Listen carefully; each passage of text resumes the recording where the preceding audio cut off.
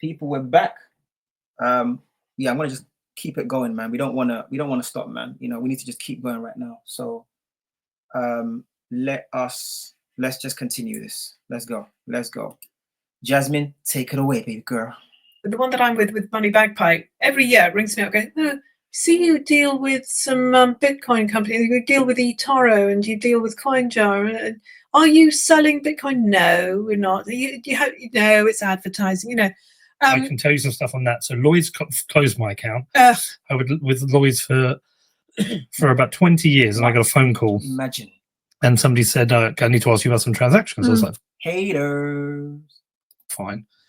What is it? And they asked me about a couple of transactions, went to exchange, and I said, do I have to tell you this? And they said, no. I was like, well, look, I'm a grown man. I've got no debt apart from my mortgage. I've got 2 children and some businesses. I don't know who you are. It's none of your business. Yes, yeah. I got a letter 2 days later saying your account will be closed in 2 weeks. So I went to TransferWise. Oh, yeah. What exchange were you just sending it to, though? Yes. They said you cannot send money to Bitcoin companies. That's fine. I just needed something to run my company. Because I don't generally buy Bitcoin for my companies. The Bitcoin we accept, we just keep and retain. Okay. And I got paid by a company who are a Bitcoin company as a sponsorship contract. They closed my account down. Then that was TransferWise. TransferWise, just because what they do is it gets. I mean, you know this running a company that it's quite invasive sometimes. Yes, it is. Yeah. How dare they? So I had an invoice where the money came in to be paid, and they said, "We're not going to pay it yet. Can you please send us a copy of the contract and the invoice?" I was like, "What?" I did, and then they saw it was for a crypto company, so they closed it down. I even said to them, "This, I've not broken your terms. No, your terms are if I send money to the exchange." And then who was the one after that? It was one of the newer banks, Starling. I've been with Revolut now. Okay. Revolut. I was just bro. So for people, I just quickly want to say, guys, if you are on my Facebook, I've been I don't use it anymore at all. But when I really started looking into just things, just about personal finance and where you can put how you can use your money, put it this way. I was telling people to get out of banks. Pretty much what I was saying. Get out of banks. I'm not doing that. It's the last time I probably posted something of that nature was 2023. You get tired of it basically. But yeah, Revolut is a bank. Well, I mean, just I don't know. It's not. I mean, it's a bank basically. I guess basically, but it's like one of the more you say new age, whatever, however you want to term it, banks basically that are the most. A lot of people that I talk to about things, talk to them and report. No advising here. I'm not an advisor about these things. I always tell them, listen. In fact, I'm going to put my Revolut in here. Please look into it. I'm going to put my Revolut. What do they call it?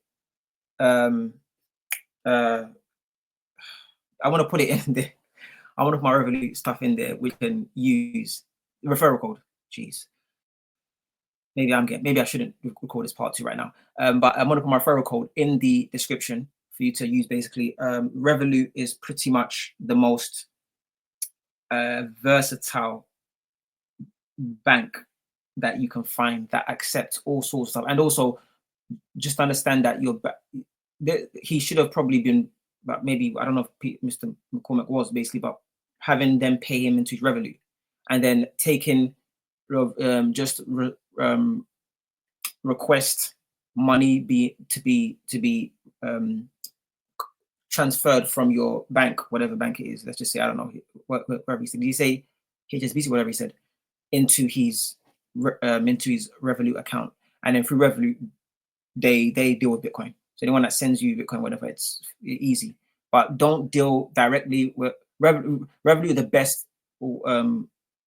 is the best alternative, right? And the in terms of like the middleman to allow you to, I guess, be able to manage your assets, to be able to manage all of the asset classes in one place. So you don't have to say that, oh, I'm being paid, and then they're asking you questions. Just tell them, listen, I'm not a Bitcoin company. Just be like, listen, I do with Revolut, right? Very, very simple. On top of that, Revolut allows you to buy all guys various stuff, basically. So they were talking about Jasmine mentioned gold and so forth. At one point, well, Jasmine mentioned gold, right? So you can basically buy gold or something, silver, all sorts. You can buy palladium or these precious metals if you want to look into those stuff as well. But there are various ways to make your money work for you. That's all I'm going to say. Investing is a place that I'm not an expert in. Do I do it? Taxman, we don't know. But it's a place where your money needs to start working for you as opposed to you just working for your money. It needs to be a reciprocal relationship. You can't just be there chasing money. People are like, yeah, man, I'm on my, yeah, man. This year it's all about money, man. Head down and talk to nobody. Like, bro, you're chasing money while money is just laughing at you and chasing you up. The money is chasing people that shouldn't, chasing down the benefit grabbers that don't deserve it. Chasing them down, the money is jumping into their pockets while it's running away from you and you're chasing. No. Start making money work for you, because these people aren't working for money. Think about it. You're working for money, they're not working for money. Money jumping into their pocket, somehow money's running away from you. Is it because you're unattractive? Probably. You're not. It's just funny how so many people like the bad, nice guys, nice people, honest people, workers finish last. How is money jumping into the pockets of the benefit stealer? Come on. Life is, bro, it is upside down. I'm gonna stop there anyway, but Revolut, guys, Revolut. I keep on going on tangents. I can't, bro. Great, I can send and receive, and they're fine. Yes, so they're that's still something nosy, but I think that's because of government legislation. Correct. But Connor, bring that back up, by the way. Who? Revolut. I just want you to see this. Oh, yeah. Ripple's long history of anti-Bitcoin marketing. Remarkably, Ripple has a long history of attacking Bitcoin. Its co-founder, executive chairman Chris Larson, has been a vocal advocate for shifting Bitcoin's consensus mechanism from proof of work to proof of stake, which would be a terrible idea. You want proof of work. Yes, you want the expenditure of energy to produce Bitcoin. Yeah. In March 2022, Larson... There are a few others that I've heard. It's not just when people talk about Bitcoin, it's like, oh yeah, proof of work to proof of stake, as if proof of work is like some just... there are many... it's not just only Bitcoin.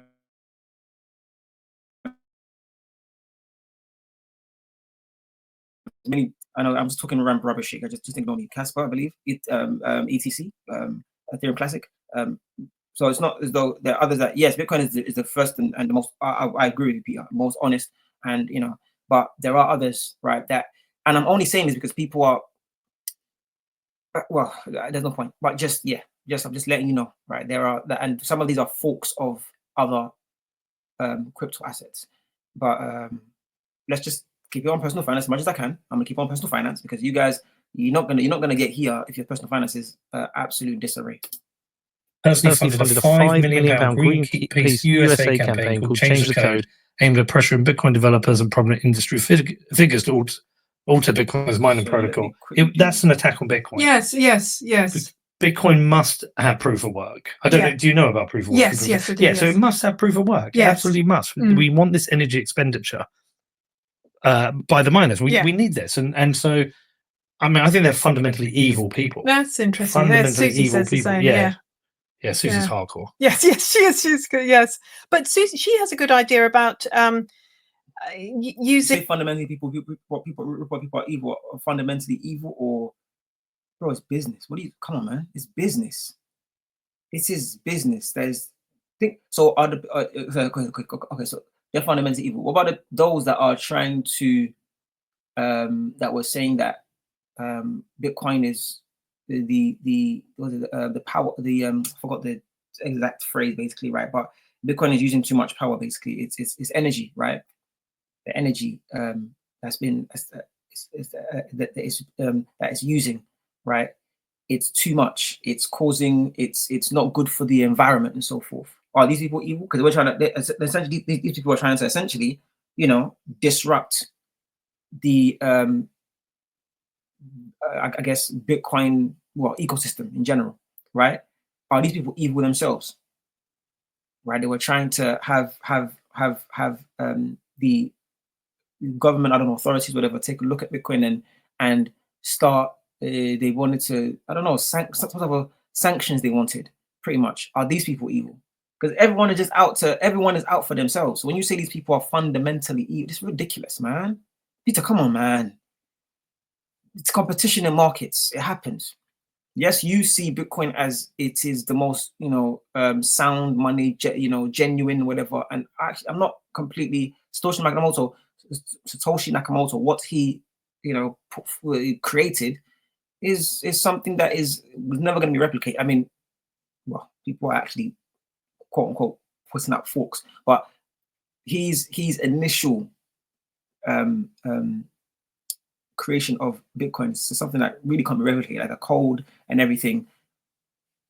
But perfect. It shouldn't be touched, and it shouldn't be, people shouldn't have to alter it. But when you see these other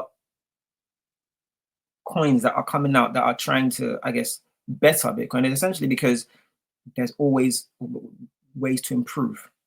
Some of them, yes, are running different, and it's not longer proof of work. Some of them are proof of stake. Some of them are proof of earn. Some of them are proof, whatever, proof they're now trying to, use. There's just different ways, and you're always going to have competition that are going to want to displace you. How is that? I don't know how to fundamental. Okay. Using Bitcoin production, Bitcoin mining to help green energy, because of course, one of the big scandals about wind power, for example, is they spend loads of money stopping the windmills. But she said with Bitcoin mining, you could keep them going. You wouldn't have to have that. No, she's completely right. Yeah. So Bitcoin miners, they compete to find the lowest price energy possible. Cool. I'm telling you that there's people that were against that until they found out that actually no, the amount of energy being used in Bitcoin is a tenth of, I forgot what they compared it to. Right, but again, this is just competition. You're how can you say fundamentally evil and we're operating in a capitalist society? Come on, guy.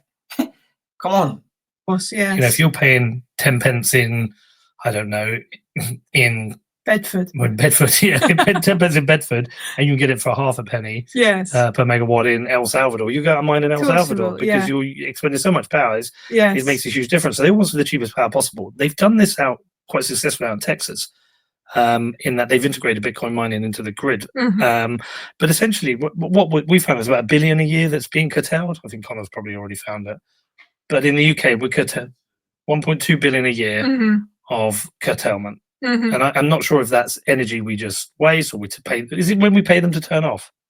Could be both. Yeah. But yes. Yeah. But if you turn around to the Bitcoin miners, they would say, yeah, we'll put our machines here. We'll buy all of that off you.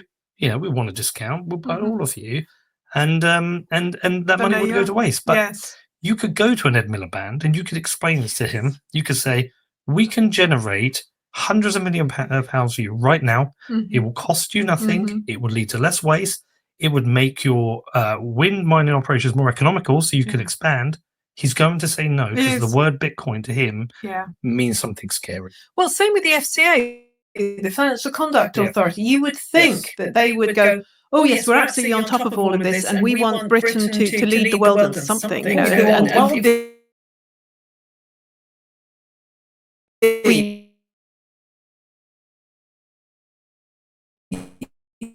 Put and accept all this and tell banks it's all right. They're just damping down everything, and this I think is why the banks are all going Bitcoin. Oh no, we're not touching it. Steve Baker was the first person to raise it in Parliament. Oh, was he? Good for him. I think it was 2014. We saw this video of a young Steve Baker asking questions. I think it was crypto assets and specifically Bitcoin, wasn't it? He did a great job. But unfortunately, Bitcoin has this brand. And I think it's brand problems. And I think it's brand problems twofold. They've been told it's bad for the environment, it's used for terrorist pedophiles, demonstrably not true. But also, everyone thinks they're too late. Yes. Same with gold. Same with gold. Everyone thinks they're too late, and they're absolutely not. As you know, one of the reasons why gold is doing so well is because of central banks. And now there's talk in some central banks, some governments of having Bitcoin reserves. In the Czech Republic, they're talking about it. Where they will had a vote and it failed. Yes, but the fact is they're talking about it. At some point, it's going to get gradually louder. I think we should have Bitcoin reserves. We should have a lot more gold reserves than we've got. But we should. Microsoft board had a vote again. It failed. The fact that Microsoft board sat down and voted and they'll regret it in 4 years' time. Oh yes, we should have done it. We should have done it. We actually, our government owns something like 60,000 Bitcoin. because the ones that it took from Yes. criminals, Yes. etc. And Yes, so good for them. And so the push is to lobby them to not sell it, because the fear is they look at the price of the 60,000 Bitcoin they own, and by the way, every time a government sells its Bitcoin reserves, whether it was, I think Belgium did it and Germany did it, they always regret But it. they have in the US, They have established their reserve. Yeah. David Bailey, my friend, who runs BTC Mag, got in with the Trump campaign and worked with them to explain to them, you sold, I don't know, whatever it was, Well, I thought 100,000 Bitcoin. I think I maybe I have watched I have watched people comment. I think it's myself. Why have I not? I watched one of his videos.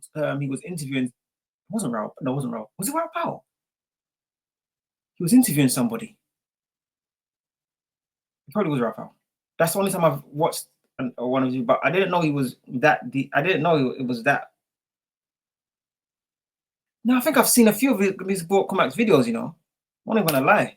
Coin when they were Worth £100, Yes. $100, and now they could be like this. You should be sitting as a stockpile because you can leverage it against your debt eventually. But I think there's a push in the UK to do something similar. But I push. It's really sad. Like our football team is essentially the Bitcoin team. Real Bedford. Yes. Real Bedford. Yeah. You've seen it. You've seen it. Yeah. So and it's been really good for our us. football club. Good sponsors. But other football fans always mock us and they mock the Bitcoin thing. They sing songs about it. But I was like, the shame is if only you understood. I'd love to sit down with you, talk to me about your personal financial situation. If there are challenges, I would. How are they talking like this? Why are they using? I mean, I guess it's obvious. It's not, shouldn't be too, but it's just, man, I need to start watching Peter McCormack more, because I'm there saying I want to start this series. Basically, he started it obviously already, but again, I just personal PFS, man. PFS, your personal financial situation. A lot of our personal financial situation, including myself, needs to be improved, right? Because yes, I may be far along the my PF journey than others, but there's still a lot to learn. There's many stuff I don't know. That's why I struggle to explain stuff fully, because I've always said I'm not an expert at this, but it's just great to hear that I guess these people that are a lot more successful than me, that are far further along the line, it's great to hear that I'm saying these things and I am somewhat aligning with what because they're not aligning with me. I'm aligning with them. I have to catch up to them, and it just lets me know I'm on the right track. So anyone that is thinking, oh, what do I do and where's the world going and so forth, I'm not saying that these guys are completely right and things might not fall, in the future, might just fall down the wayside. I don't believe that's the case. I think that the way of the world is changing. I think that there's so many things that's going to disrupt us. One of them being the biggest ever. That's going to be the biggest disruptor that we've ever seen in our lives, which is going to be AI. And you find out that AI, pretty much these AI systems, essentially, you can really are only going to be accepting these new age digital money, right? Like cryptos. So though some will argue that Bitcoin isn't a cryptocurrency, whatever. So when you look at what's coming, your personal finances is the only thing that we probably should be focused, because we should be focusing on getting right, because the way the world is, where it's going to, people need to go to school anymore. Who's going to be teaching? Who's going to be your teacher when you've got better? Again, we talked about people really being able to relate to their teacher, so that's still going to be a thing. Humans can't be replaced. That's one thing AIs cannot do, is be human. So humans probably will still want to find other humans that they can relate to and give them information so they can properly learn, because there's only so much an AI can do. So I think it's just I think personal finance is something we need to like focus on stringently and realize that this is essentially our only way out of here, and it's going to be on a first come first serve basis. The information, once you get it and once you start applying it, you need to start applying it quick, because there's some people that have started already, but people that are in it already are pretty much, they're going to be part of like a certain groups of people in this world where they are seen as, okay, these are now the new most hated because they have the money. So it's like another pyramid scheme, pretty much, right? But it's the pyramid, it's the pyramid scheme that's going to last. There's many pyramid schemes, most of them have failed. The one we have right now is the system we're in right now. It's a pyramid scheme, whether you know it or not. Having to do with banks and pensions. This whole thing is a pyramid scheme that's coming. It's crashing down. You don't even know it, right? And we are the last ones at the bottom that we're still trying to get there. By the time we realize and then we pivot to look at the other pyramid scheme that started, we'll have to start from the bottom, where some people already made it out that pyramid scheme. And it wasn't even that hard compared to the system we're in right now. Climbing up this new pyramid scheme, it's not hard for people that got in already. They've not worked as hard, right? What you're gonna now start running to the next one, realizing I've got to get, and it's gonna get hard. Step one, which was very easy for some people, let me just put my money in and just sit. Now they might start asking you, okay, you need to work this out now to get this amount. Whereas before, we just able just to buy it. What happens when the Bitcoin in circulation, which is pretty much starts becoming more scarce, where now it's just, okay, you really have to earn it. Before you could just buy it. Now you have to earn it. You have to do something to actually get some of it, right? And it's not even gonna be Bitcoin. It's gonna be what is it? Denominated in Satoshis. What then? And those Satoshis, you're gonna have to earn it. You can't just go on an exchange and buy it, how we're freely able to do now. Who knows how the system is gonna turn out? This is what I'm saying, that even if it's not BTC that's gonna be like the chosen one, right? It's not gonna be one, by the way, it's gonna be a whole load. But I can see why Bitcoin will be at the head, basically. But there might be others that will have to be people. Well, they would even Satoshis will have to start from people that are well off and up, that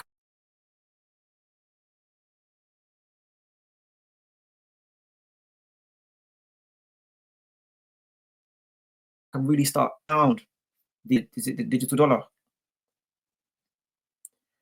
And this is what UBI is going to be. This is what they're going to disperse into the economy. UBI. This is your version of digital money, man. But I don't know what's coming. But wish you understood. Yes. Wish you just put a little bit by. Wish you just put a little bit by. Because in 10 years' time, it'll probably be your best performance. Absolutely. And it's that little bit by, isn't it? Because this is kind of what I've always tried to get across, not just with Bitcoin and crypto, but any investing. It's just a little bit here, a little bit here, a little bit there. Just quietly don't make a fuss about it. You just pound cost averaging, as they it. What? There's people like that. You always say dollar cost average. I'm like, I've never heard someone say pound cost averaging. Honestly, I've never heard this. I'm like, why do people say dollar cost averaging every single time?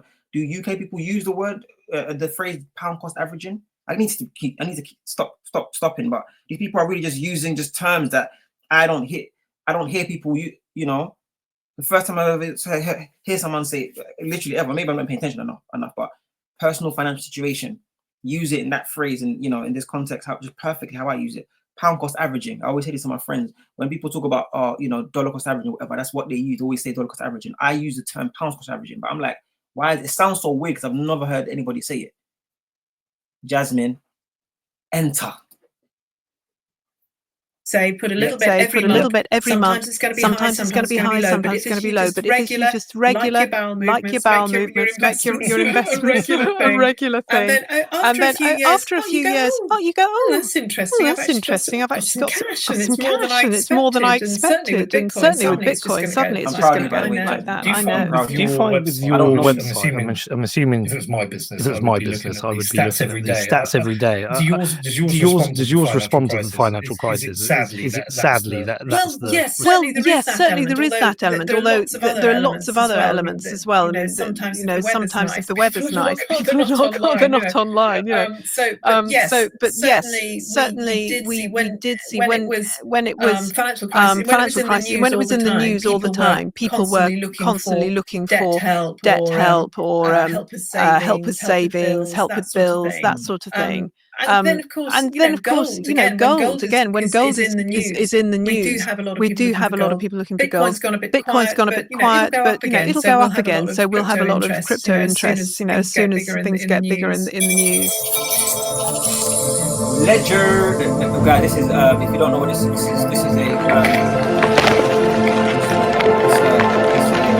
Ledger. Pretty much I would say number one when it comes to storing your Bitcoin. Very important. These type of things are very important. Again, I wouldn't even touch on it, but the fact that they're talking about it now, right? Storing your cryptocurrencies. Ledger is a great way. Oh, sorry, my guys. Had a little lamb, little lamb. Oh, was that what happens there? He went to another little video. lamb. All right, Give me a second, guys. Okay, so look. That shouldn't have happened. This is what I want to. This is actually I bought a house in 2017. Watch later ones, guys. I regret buying a house. It's a scam. I wanted to touch on that because there's a lot of conversation about that. But yeah, look into Ledger, guys. Look into a Ledger. If you are into crypto, you want to get a Ledger. These are like the new age ones. As you can see, I say that because other people I've seen have a different one. They look literally like USB. Very important that these don't like the new age ones here, but it's just to store your crypto because you don't want it just to be out. Oh, hold on. Let Bitcoin rip. Don't rip up your Bitcoin. Set up inheritance with Casa. Are these debt situations that people find themselves in? Are they always solved? Is there always a way out? Well, yes. I mean, ultimately, there is always a way out. And I always say to people, if it's got so bad, do go and get yourself some free help in one of the debt charities because there's nothing they haven't seen. Quite often that help, it could be bankruptcy, which is not the end of the world. None of it is the end of the world now. You can be bankrupt, as you know, and a year or so later set up a business. So it's a much more fluid thing now than it was. It's still horrible. I'm not downgrading it at all, but there are always ways out. Even if you're going to have your house taken away from you, that you've got charities like Shelter, which can help, particularly if you go to them sort of early on. They can often help you keep the roof over your head. So there is help out there. It can take a while to get it sometimes because there are a lot of people who need that help. Surely once they get the help, it relieves a lot of pressure. Absolutely. I mean, one of the reasons why I went into this is because I was in debt back when was it? End of the 90s. I had about 10 grand worth of debt, and it sort of suddenly happened, and I just thought, how did I do this? And I thought, oh yeah, I've always worked for myself. I thought, oh yeah, did I use my credit card? I did spend that. Okay, I did up my flat at the time, and I spent way more than I should have done. And then suddenly it all sort of became very clear that I had to just work solidly, not spend any money at all. And stop spending. If you are trying to sort out your personal financial situation, you need to stop spending. Stop spending irrationally in a what do you call it? In a situation, right? In an economy that is not built for that type of actions right now. You shouldn't be doing that. Stop it. Stop spending.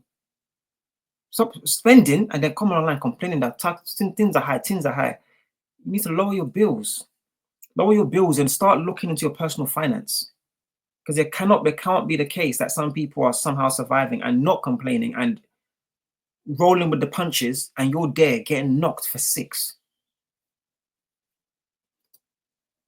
And then just, put any money I made into paying off the debt. But I remember not wanting to look at my bank statements.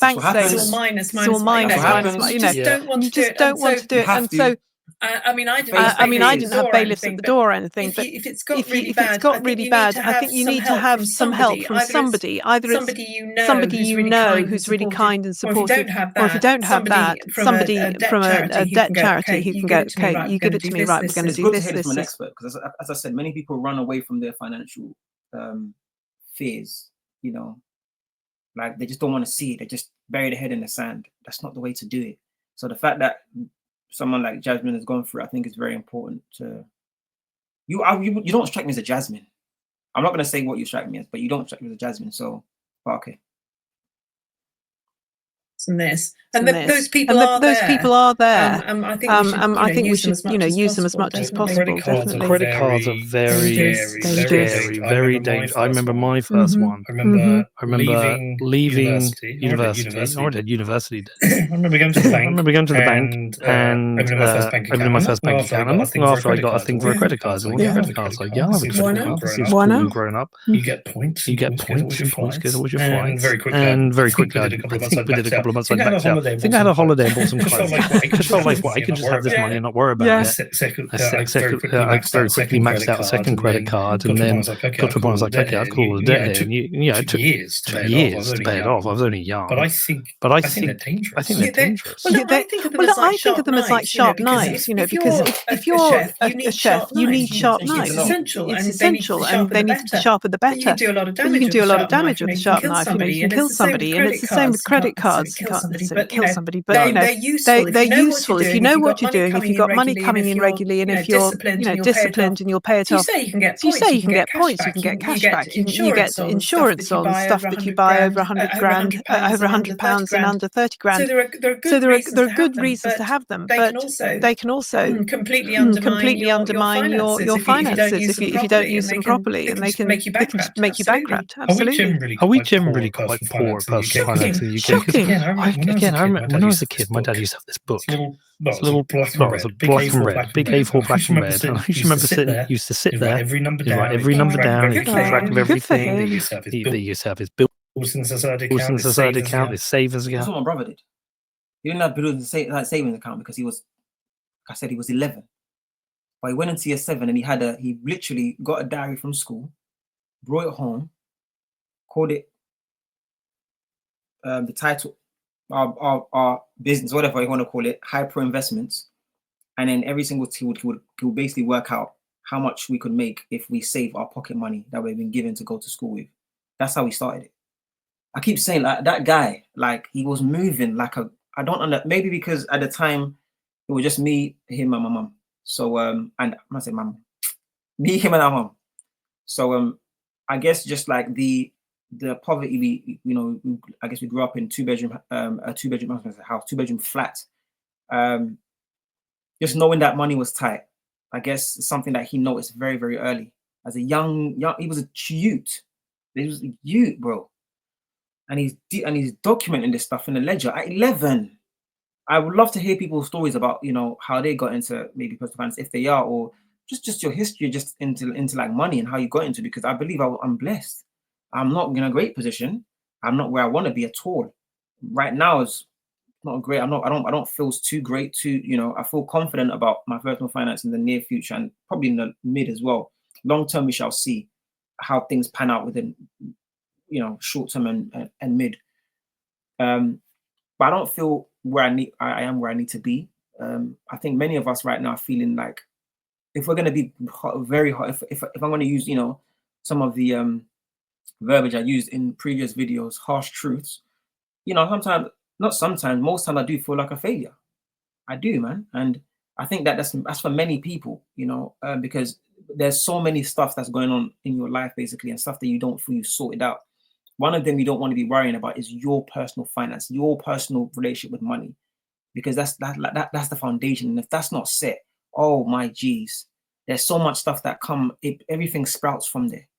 Right? It's like it's like personal finance. Like I said, but personal finance is like it's the bark, it's the tree bark, right? Everything else that's what I believe, right? People might think otherwise cool. People might be very religious and be like, no, it starts from God. I hear you. But I need to operate in reality for a second.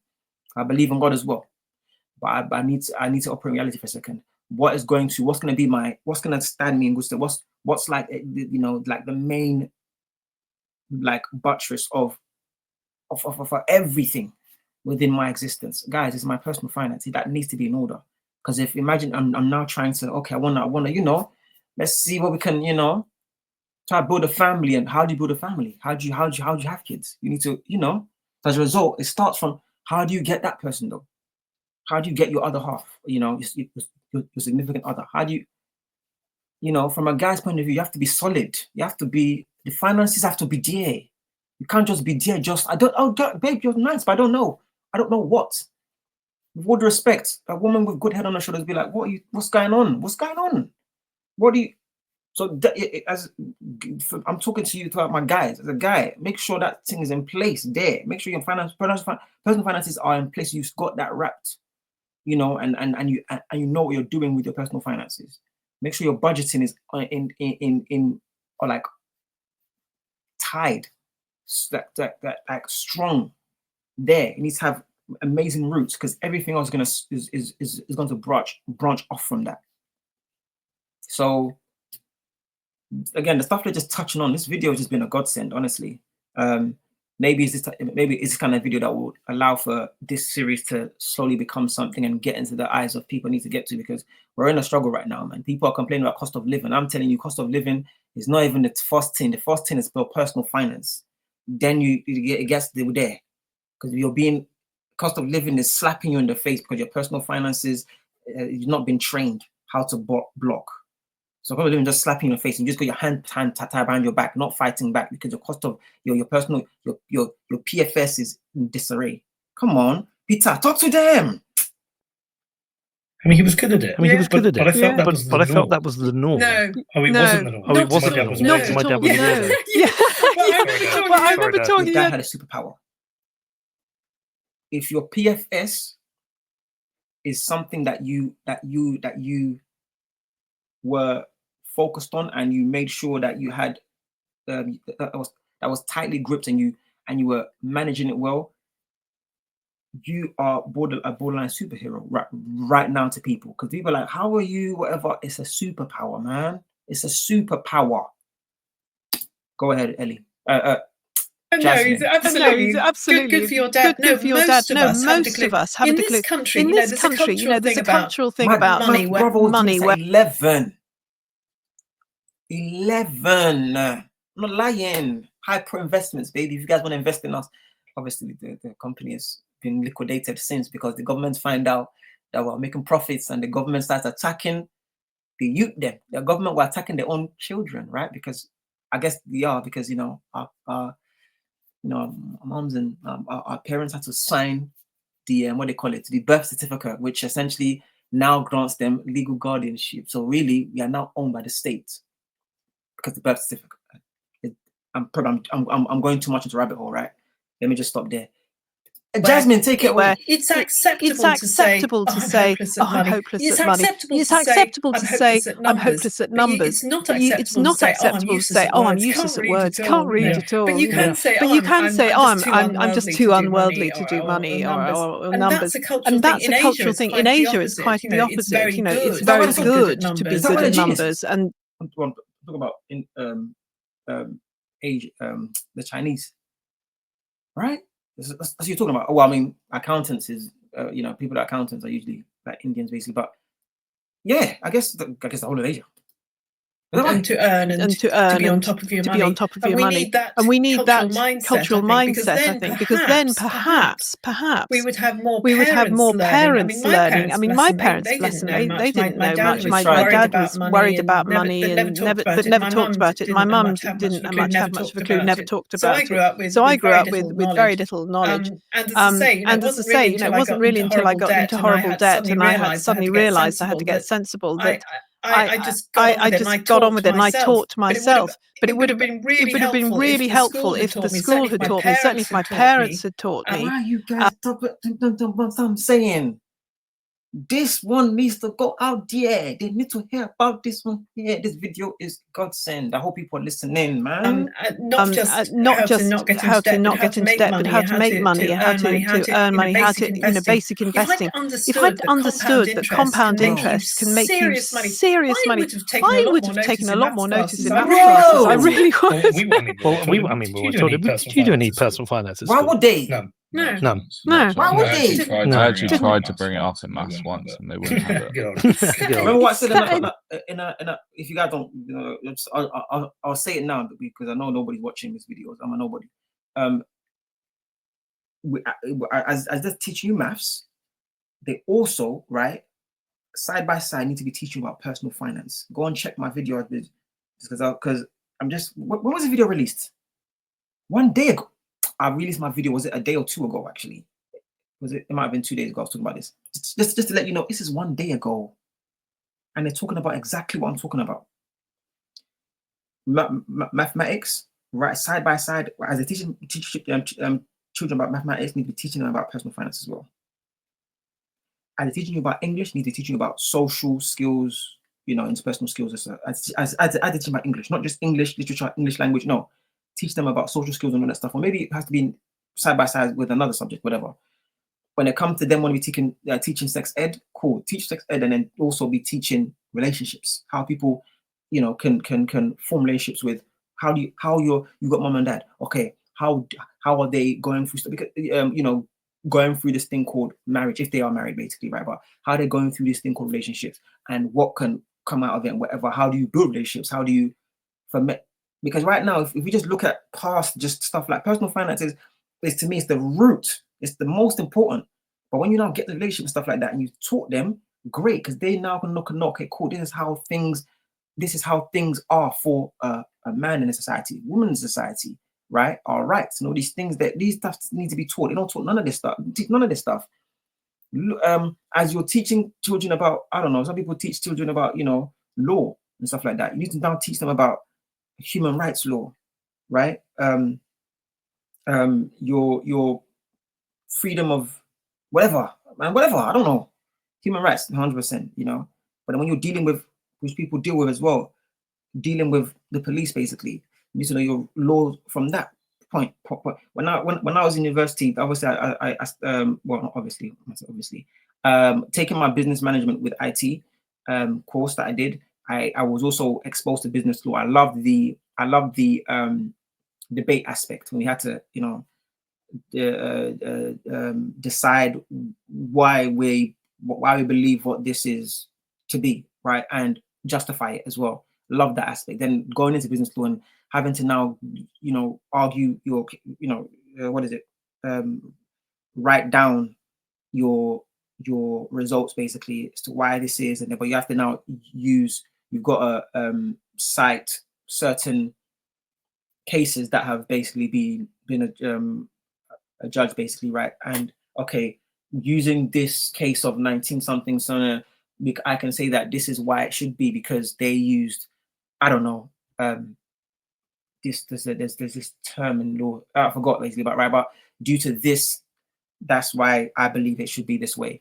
Things like this. Let me just, sorry guys, give me 2 seconds. I want to make sure that there's at least enough lights.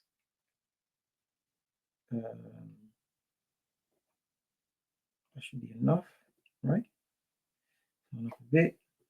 Is it better? Should be better. All right, cool. Let's just continue. It's staggering, because after health and relationships, money is fundamental of our lives. I always say, in my workshop, money should be basically where this seat is. It should be not something that you're constantly trying to get, worried because it's behind it. It should be what you should support your life. It should just be there. You put it in its place and it holds you up. But it's not going to unless you yourself are sitting on it. You know where you've put it in its place and it's sitting there supporting where you are. And most of us have no hope of that. It's strange we don't teach it, and I'm suspicious of why we don't teach it, because we teach relationships, teach inclusivity. We teach a lot of things which aren't history. Sense, kind of, is I don't, in terms of romantic relationships, what I'm talking about. Yes, to teach relationships in general, in terms of relationships with your family, whatever, but I guess the reason why romantic relationship is very important, because it leads to the repopulation of the earth, right? More humans are coming out of romantic relationships, whereas if you just relationship with your family, whatever, that's just something you need to just build on. Yes, you can be taught that, but that's something. Romantic relationship can become very, if they're not taught, if they're not done, if that process is not done well, it can lead to very bad things. I don't even need to go to the bad that can happen in that relationship, but also it can also affect those that come out of it, which is, well, that sounds very wild, but the beings that are now part of that, that are developed from that relationship, if it's not a good one, how it can affect those, they now have to grow up and then go into, and then that's how you have a society of where we are right now, where when we look at the whole the talk of how people talk about men and women right now, it's tiring. I don't want to talk about that stuff anymore. It's just long. People are just talking nonsense. People are there. People don't want to listen, but bruh, like everyone's tired, man. Like for real.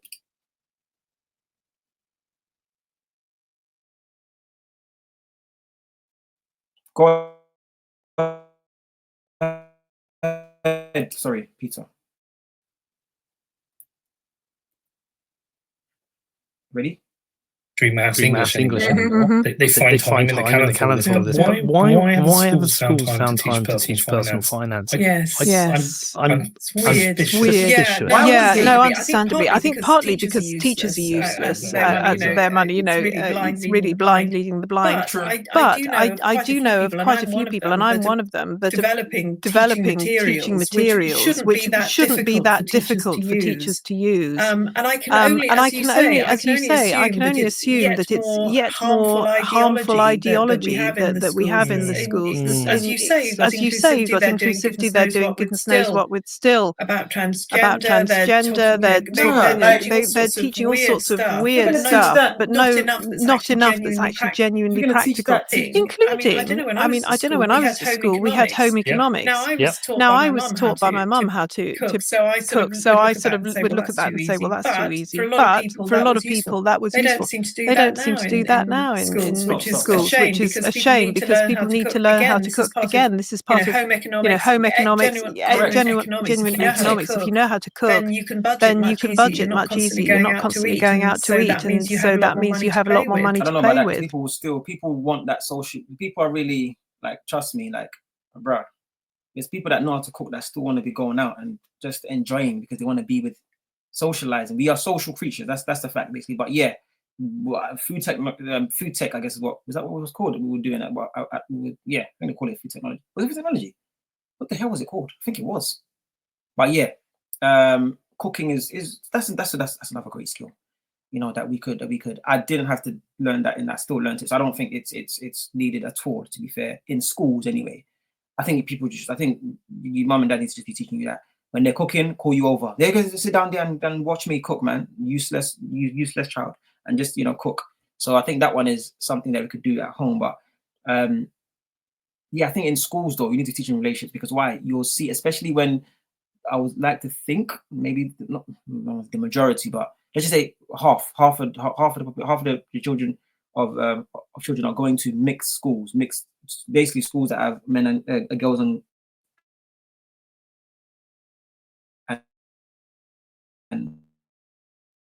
boys. They're going to be, that's where they're really, most of them will find out, that's where they find their first relationships is basically in school, right? Some of them could be finding it within their area, right? Where they're growing up, but schools is a lot more likely. So these are the things you need to, need to teach, man, because they're not going to grow up and need to learn how to have a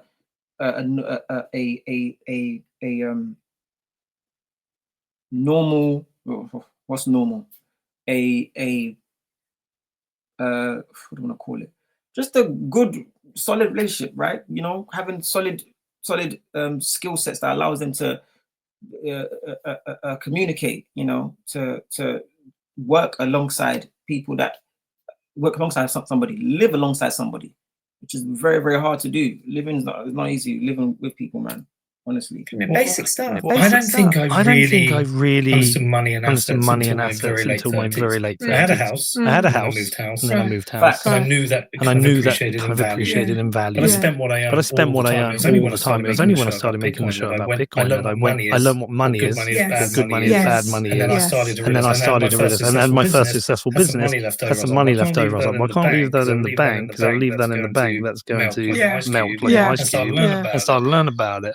But I feel like you're probably ahead of me, Colin. You've got some grounded principles in money, right? Are you a Gen Zer? Are you a Gen Zer? I have no idea. Just turned 21. Yes, you're Gen Zer. Because Gen Zers are supposed to be much more clued up about a lot of things, actually. Do you have any foundational principles on money or investing? How do you think about it?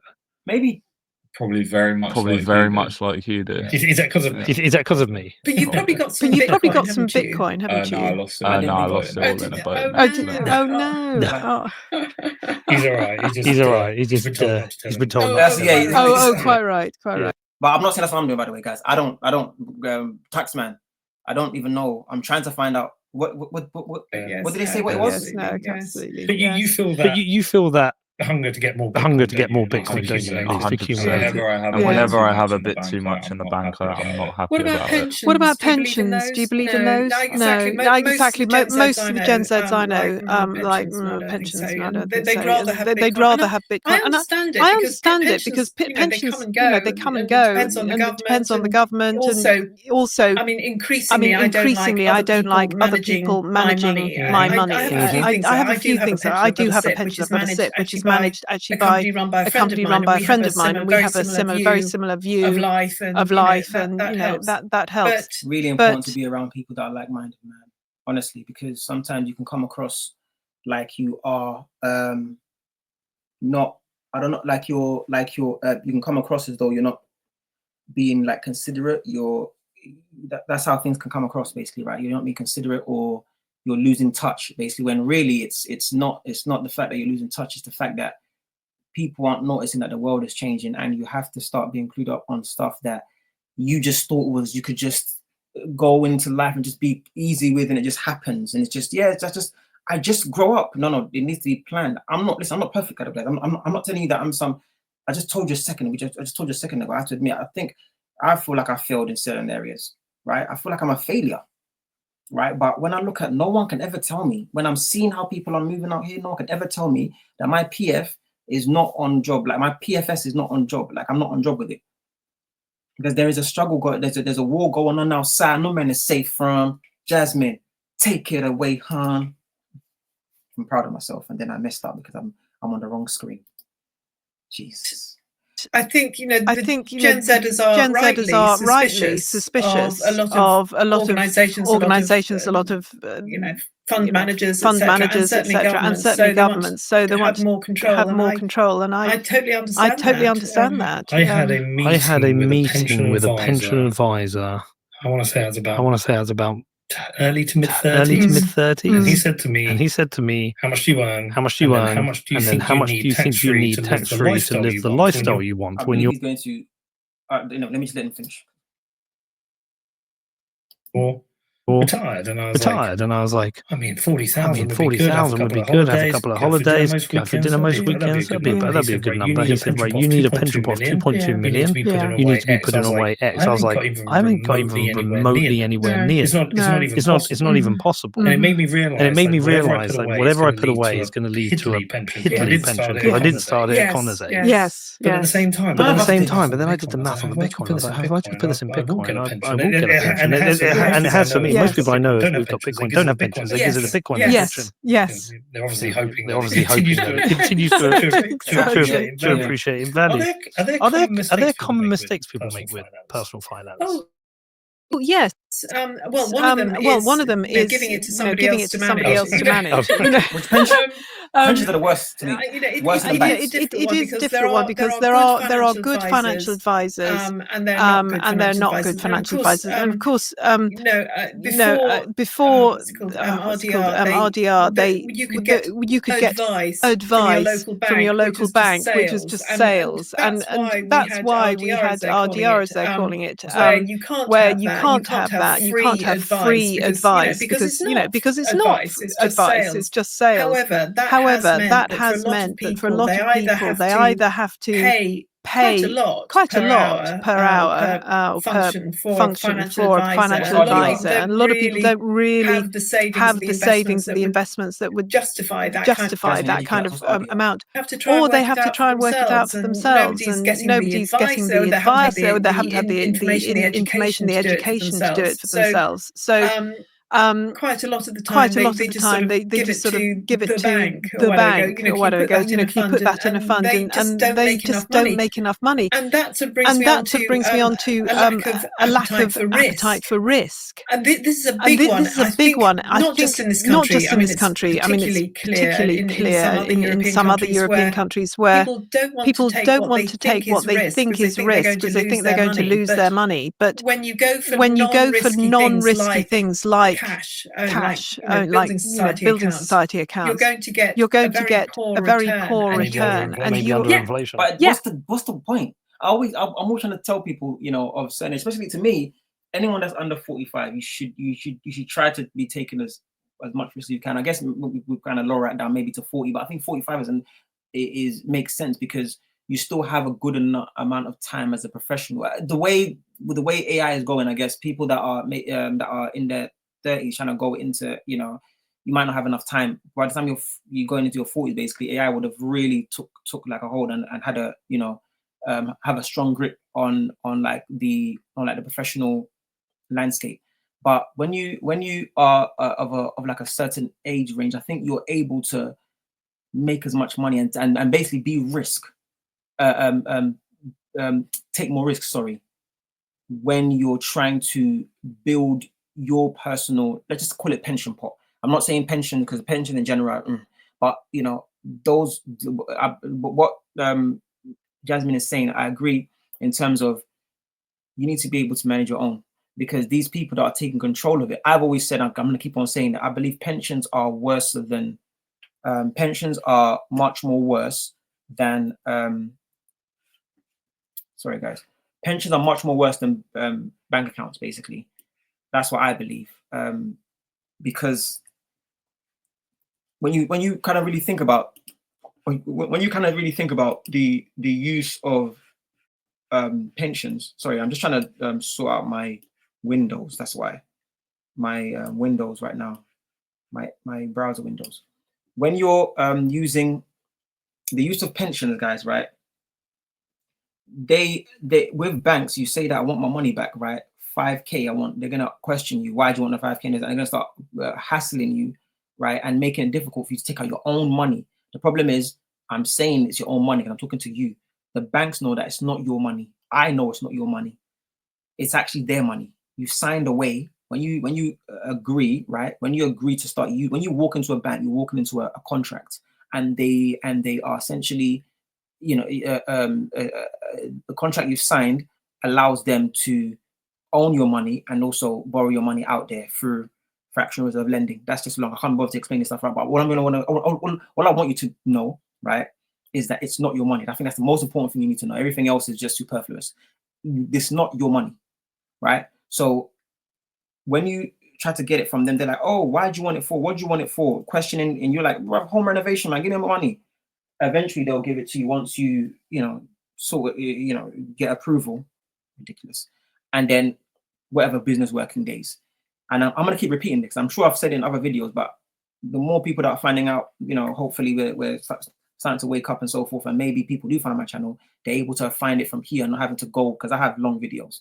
I like long form content. So with banks, they stress you, and then within some business working days, it might be a week or two, they then give you your money, your 5K. With pension schemes, guys, right? And by the way, the banks have your money and they're doing all sorts of stuff with it. The main thing they're doing is that they're using it to make money. You've got to find ways to have the money that you have make money for you. This is what I say when I say people have to find ways for their money. Try to find ways for your money to make money. Put it in an investment vehicle that's going to make your money back. What you people don't understand is that not only do banks use your money to invest in the S&P, to invest in to invest in real estate and so forth. They're using your money for real estate. They're giving. How do you think people are there going to go and get? Oh, I need a loan. Whose money do you think they're using? If your mom, your dad, and your brother, and everybody in that house, it's a house of four. Everybody's over 18. Everybody has at least 10K. Let's just be more realistic, because the 18-year-old won't have that. But if we now average it out, it will be like 10K, because if the 18-year-old has 4K and the dad has way more than 10K in a month, let's just say 10K each, that's 40K, right? So somebody's saying that, oh, I need, I want to put down a 40K, whatever, and I need a loan.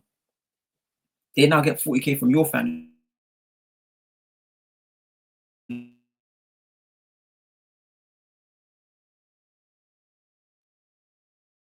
Add up there. They now say, oh yeah, we're going to give this person a loan, basically, right? So yeah, they're going to put down this deposit for this house and then the loan. Where do you think this money is? Where do you think the banks are getting all this money from? How are banks rich? How do they just well, they didn't just come out of nowhere. But when you look at like their existence, realize and say, how are they this?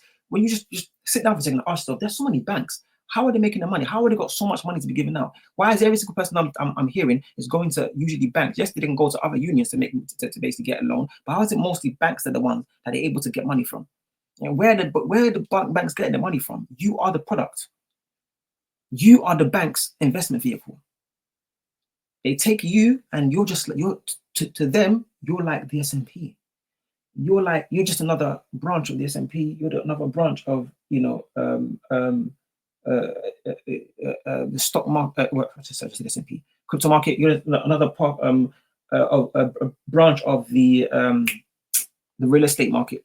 Just another branch that they can put their money into, because why? They give you loans and you have to pay them back in interest. When then they go to the stock market and then make ridiculous amounts of money, and then they give you pittance. Oh, here's your 5% back for the year. While they just made how much for the year, which is usually S&P what 20%, is it 10 between 10 and 20% like for the year that they're able to make back. Some of them depends on the cycle, on the life cycle, right, of the market basically. But they say the Bitcoin one is 4 years. I think that's probably gone down the drain now. I don't think that's the case. But usually, before now, the life cycle for crypto is every 4 years something happens. Basically, cash out. It's millionaires being printed, right? So when you now look at what banks are doing, what do you look what pensions do? Look how long pensions are able to hold your money for and be able to do the nonsense that they do. And when you've called them up, which is what I did, and asked for them, they're telling me, oh, you know what? How old are you? You're a baby. Why are you even calling up to ask? You do realize you've got like 30, 40 more years until you can get actually money. I'm like, what? They're like, yeah, you got a long time you can actually money. You can't get it now. The retirement age is 7. I don't know what they say, 60. I don't know, something 60 or 70 or something like that. Basically, I don't know what I put down. So my last job, I just stopped. Well, no, my last and current. Well, no, yeah, both, yeah. I just stopped putting into pension pot. But like, I'm not doing this. I'm not stop putting a pension pot because I can't have access to it. So you guys are gonna, and this is when I learned about money. I'm like, oh my gosh. So you have all this time in the world to use my money and do whatever the case may be. And mate, God forbid that the bank does a Northern Rock. I don't even know if the majority of people were paid back. Let's not, bro. You have to be careful. So when people say they don't want to take risks and so forth, I don't know about that, man. You have to take risks when you're a certain age, take risks, man, because why? The amount of money you can make within that certain time frame, there are people retiring before 40. I'm trying to do that as well. So I won't lie to you, but that's not because I'm just taxman. I didn't say I was doing anything, but I'd like to. I'm trying to use YouTube taxman. YouTube. I want to use that to basically help me retire before 40, basically. So and I believe I'm well on my way. So that's the plan. Is everyone needs to be able to have a way to retire. I mean, when you start finding that, yes, there are certain risks that are not worth it. But when you look at the stuff Jasmine is talking about, right? When you look at the gold and whatever the case may be, and you see the trajectory, you see the trajectory, right, of what gold is doing, of what Bitcoin is doing, crypto. Let's just say Bitcoin in this instance, because we're talking about, right? How they're performing. You realize yourself, wow, me retiring early is this is actually possible. Actually possible. But why would they tell you this stuff? You walk into a bank, you don't even know you're walking into a contract, and you're giving all your money away. They're using your money to make money. They're telling you they're going to give you interest, all because why? We don't have the knowledge. That's that personal fact. And they just talked, and they just Peter just mentioned, why is it? I wonder why personal finance isn't taught. This is why. Imagine if they did teach personal finance. Some of that is gonna involve the banks, because when people make money, where does it go? Now I'm gonna have to open that. They're gonna have to open that. What is it? They open that. I wanted to use a certain phrase. My mind is just gone. the way it's going to open that crazy topic basically, and really expose certain stuff that they don't want to be exposed, because if it gets game over. Will banks go out of? No, they won't, because many people are still gonna. The banks have become so ingrained into how we are as a society and how we think, and where like all we know is banks, and because it's not failed us. Well, those in Northern Rock will say different, but some of them got reimbursed, but it's still because it's not failed as of yet, right?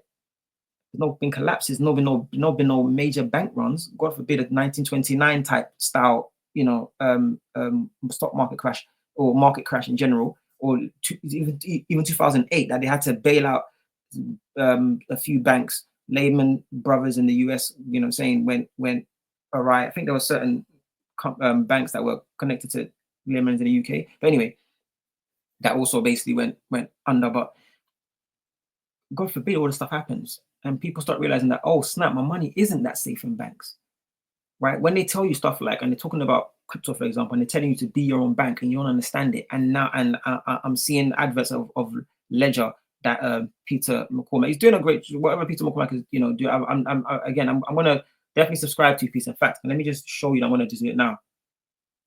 Peter, you see me now, Peter? Yeah. There you go, my guy. I'm on board now, bro. And you know what? Let me see what else I can do for you.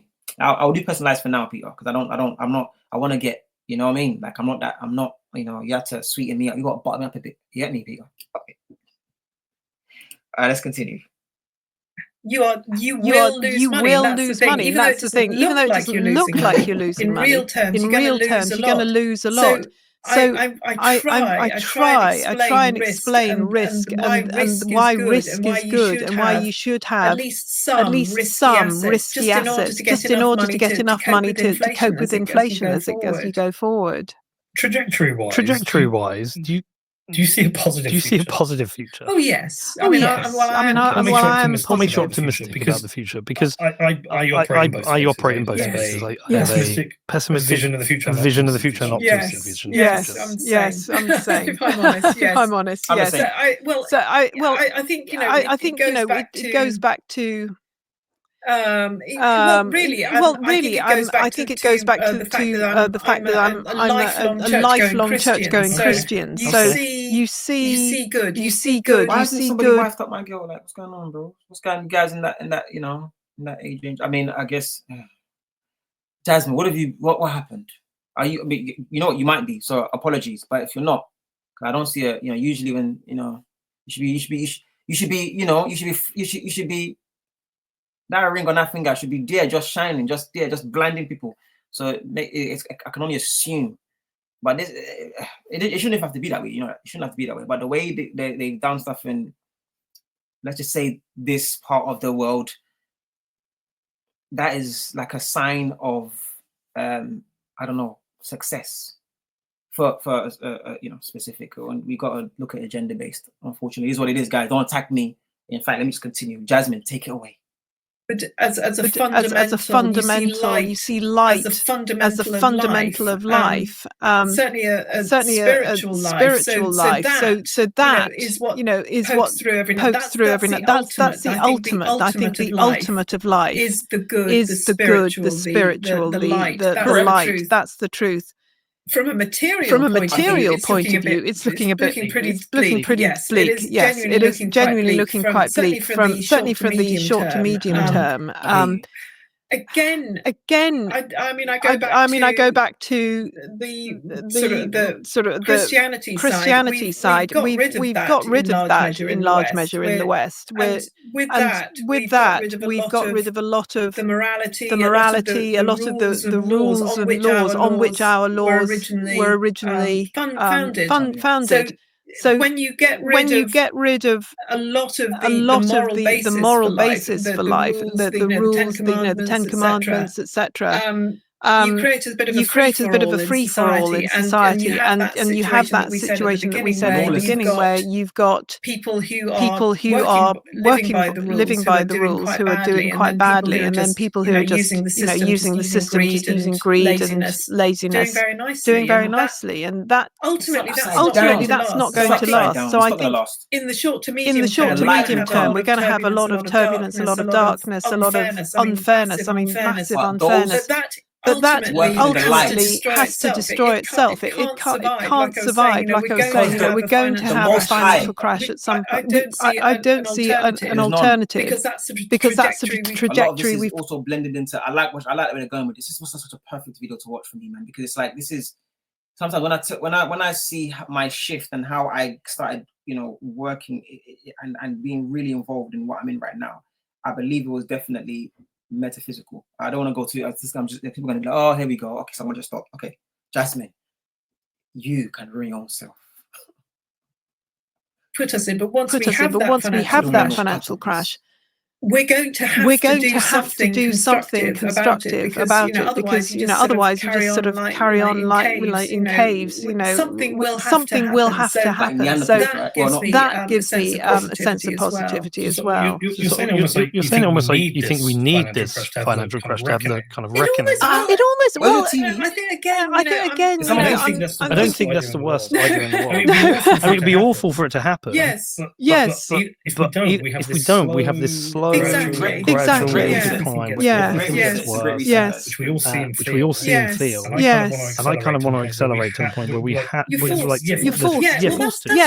that's what I feel about Trump in a way, because I've had people have said to me, what do you think about what he's doing, tariffs, etc. My feeling is that, like you say, we have been, the West has been on a slow, inexorable decline, and it's hard, and I'd rather have it sort of all broken up now. I'd rather pull the band-aid off now, sort it out now, make things difficult. So rather than this slow and just constantly depressing decline. When it comes to financial crash, I kind of feel that we need it, but then on the other hand, it's also because it just seems inevitable to me, because nobody is willing to say the facts and say, look, we are spending to all of us. We're all spending too much. We're not making enough. We haven't got enough people working. Right now we've got 50 in this country. We've got 52% of the population taking, 48% paying in. Literally not sustainable. Yeah. If the UK was supposed to now present its PFS to the world, the incomings is lower than the outgoings. This is how you know the majority of the population PFS down the drain. Yes, it's unsustainable. So do you know how big the shift that has been over, say, a certain period, like the last decade, 2 decades? I don't actually. It's a good point. I think it's just in the last couple of years, really, 2 years. Lockdown did incredible. We're on the same page. 2020, damage to our economy. I mean, I was totally against lockdown. I still am. It makes me angry even saying the word. So I think the last 5 years things went down much more steeply because of lockdown and because of our lack of productivity. But I don't have the actual figures on that. I fell for lockdown at the start. I don't know a situation. Yeah, I don't know. But if you were 2 years younger, if I was 1.5 years older, maybe we can, but we can't do that, because we have to behave. But like I said, just 18 months. If I was 18 months older, I would have contacted Peter. Can you let's talk about your friend? What's going on? Because I like the way she thinks. More importantly, I like the brain. I like that the head on the shoulders is shumo. Wow. Guys, you don't know what I'm talking about, doesn't it?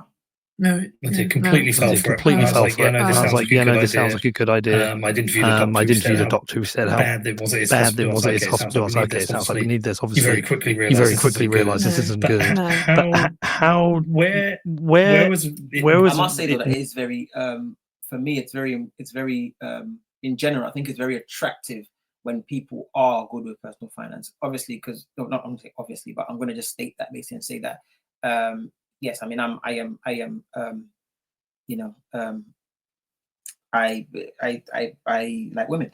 So it's hard to say this online now because people be like, what does that mean? What do you mean? Obviously, like, because people are just there jumping on your, like, just let me do my thing. Yeah. But anyway, I'm into women, right? I'm a straight guy, and when women are very, not have to be essentially knowledgeable, but when they are careful, right? When they're considerate about their personal finance, it's 100% attractive. 100%. Like, everyone is different. Some people won't understand what I'm talking about, so it is what it is. It is what it is. But when I talk to some women and I find out that they are like, they think about these things and they're like, okay, just again the basics, the income, outgoings, and savings. When they're clued up on that, which isn't hard, but you realize yourself it is, because the majority aren't doing it, which means that it's actually a difficult thing to do. For the ones that are good at it, I'm just letting you know you have a superpower. So when you talk to someone of the opposite sex, in my instance is a woman, and you find out that she just thinks in this way, and she's very considerate of the three, the initial three. It makes you look at a person, you're like, this is a person that I can build this something with, because it really starts from there. Like, when you start realizing it, like people's personal financial situation, or how I don't know. I guess what it says is the right thing to do. It's almost like a religion, right? It's where everything was going to start from. I just wanted to, now that I've stopped it, guys, this guy we're looking at right now mentioned, I just wrote it down because I didn't want to miss him, mentioned about debt, basically. And he basically had debts and so forth, and why and how I think he mentioned university debt, and I wanted to say that university debt is, as I've mentioned before, but I will say it again. University debt is one of the best debts you can ever have in your life, if not the best that you can ever have in your life, because it's, so if you're in university, whatever, and you're studying, whatever, please, the debt is crazy. So I told my younger cousins, please look at, and my siblings, basically younger siblings, please know what you want to do before you go into university, please, because the debts they put on you guys' head is one that is just unsurmountable. Like what we had to pay, the debt that we had to carry on our backs, basically, to essentially prop the economy up, right? It was quite a lot, basically. But you guys' one is just astronomically criminal. So university debt is one of the best that you can take. So yes, debts are not great. Like he was saying, oh yeah, you should have to avoid debt and so forth. I would have, but obviously Peter's just slightly older gentleman. So he's Jen were dealing with debt in a certain way, and he probably was advised, don't really go into the stuff like that. Probably was. I don't know. Culture. I think it's culturally for me. Maybe it's not culturally. Maybe it's just from a demo standpoint, like a demographic standpoint. But I guess maybe it's poor people as opposed to, because I was going to say, listen, it sounds as though many Black people I've talked to, Black parents will tell their children, don't go into debt based, but it might just be more so just like your demographics, or where you've grown up, your welfare state. You hear people say that, yeah, don't get into debt, whatever, unless they don't tell you not to get into student debt, basically. But I'm just telling you that don't let that shy you away from, don't get shy from getting into uni if it's the debt stuff. No, take that debt. And the best thing I can report on is that those that use that debt, put it into an investment vehicle. I'm not saying it's what you do, guys. It's not advice. Put it into an investment vehicle to make it work for them, are faring better than those that just used it just to use it. They got maintenance loan. They just used it to go and pay for their student accommodation. Guy, go and stay. Yes, I did that. I'm not saying you should do it, but that's what I did, man. Mate, go and stay with your parents. Stay with your parents, man. And then the peoples I use. It sounds terrible, man, but you have to play smart. I use my peoples that were in different places. They were different universities. And I was staying with them, man. I wasn't. There were times I'll stay there. Some days over. I was staying over for there a few days. I felt like I was going to university at one point. Going to these universities, I was literally that's what I'm going, because I wasn't going to my own university, which was in London, based in London. Just being silly, basically, right? But so I literally got the best of both worlds, because you know, I didn't really stay home at university, but I stayed home. You know, I lived with my parents, but I wasn't there really. You know, so it was just wild. And last thing I want to touch on as well is credit cards. Credit cards, guys, are a good thing, and I've said this in my previous videos. Credit cards are very good for people that are very good with their personal finance. Take out credit cards, guys, because it's going to improve your credit rating. If you got family members that are using your credit, that are buying stuff off your, using your name, whatever, if you know that they're responsible, have them do that. Have them do it for future. Oh yeah, unks, how do you want us to buy or whatever? Ask your parents. Is unks good for? Is he good? Is his personal financial situation okay? Do you trust him? No problem. I'll put them. You know, I don't mind putting on my name. Once it's finished, paid off, whatever, then it's going to improve your credit rate. But that's going to be that might not happen. For me, my parents used me a lot to pay for stuff. I trusted them. They were very, very good. I lived with them, so I was able to know how they are. You know, with money. Yes, they can sometimes, you know, but in total, no, it was actually a good experience there, guys. Unfortunately, you need to know your peoples, man. Make sure that they are good with dough, because if they're not and they just destroy your credit, you have to build it up yourself. And the best way to build it up is by getting a credit card. And credit cards, yes, the interest isn't great. Peter mentioned it. He said, "Oh, credit cards, step away from them. It might be whatever." Yes, I think the interest rates nowadays is not great, but at one point, interest rates were definitely manageable. Even now, they're manageable for people that are good with money. Let's not lie. So if you want to build your credit rating, guys, do a credit card. I just know that you're gonna have to pay the interest, but it's not a biggie. Trust me, it's not at all. Use it, and usually it's what you spent for that month. Okay, you spent this amount, no problem. Then they'll pay it back and say you'll pay it back at interest to let you know, yep, you've cleared this one for this period. Now again, you now have this much again to spend. So let's say £200 is the limit, and this month you only spend £40, whatever. Just do it anyway. Use the credit, and then you know, reuse it for when you need it, basically. But use as much as you can, and that will help build your credit rating. So that's what I wanted to say about that, guys. This is stuff we don't get taught. You hear people a lot saying that their parents telling them don't get credit cards. No, I'm gonna keep mentioning this. If you're a person very good with money, there's not many of you, but if you are, you're very good with money, get out credit cards. Take out credit cards. Take it for the sole purpose of, you know, to build a credit rating. But then there's other purposes you might want to need it for, right? You might want to. I'm not saying you should. It's not advice, guys, but I've heard some people have done this where they took the money from the credit card, guys, and they invested it at some point because they had good, they were able to get some good financial information, you know, and then they just dumped it into something, some asset class, and then they were able to flip. I'm just saying, you know, so this is ways to, you hear people that are gaming the system, right? You can also game the system. I'm just letting you know what some people done. Taxman, I'm not the one. I'm just not me. I don't even know where I can get credit cards. I don't even know. I can't name you one. I would have named one by now, but some people are telling me how they done stuff like this. But yeah, so yeah, that's me, man. Continue, Peter. Give them the advice they need to hear, man. Computer, let him Peter. Not obviously damaging. Where is it damaging? Where is it damaging?